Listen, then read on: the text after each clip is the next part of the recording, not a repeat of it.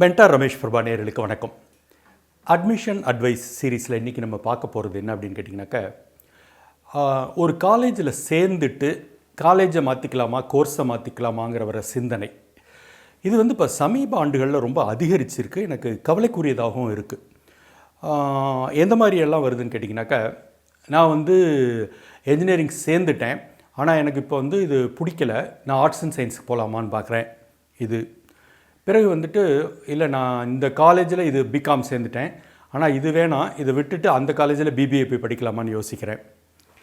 பிறகு நான் இந்த குறிப்பிட்ட இன்ஜினியரிங் காலேஜில் இந்த பிரான்ச்சில் சேர்ந்துட்டேன், ஆனால் இந்த பிரான்ச் எனக்கு பிடிக்கல, இதிலேருந்து இது மாற்றிக்கலாமா.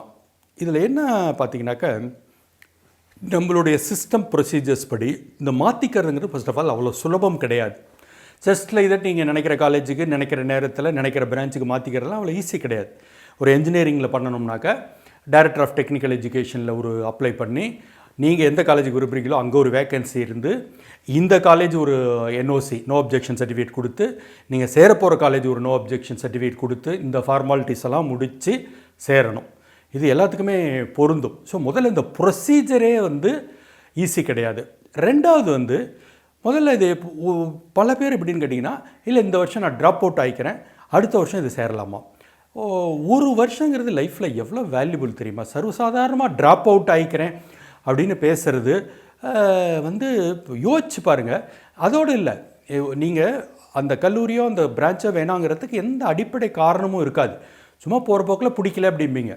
நாளைக்கு நீங்கள் இன்னொன்று விரும்புகிறீங்க, ஒரு வருஷம் ட்ராப் பண்ணிவிட்டு இன்னொன்று போகிறீங்கன்னு வச்சுங்க, அந்த காலேஜோ அந்த கோர்ஸோ பிடிக்குங்கிறதுக்கு எந்த விதமான உத்தரவாதமும் கிடையாது.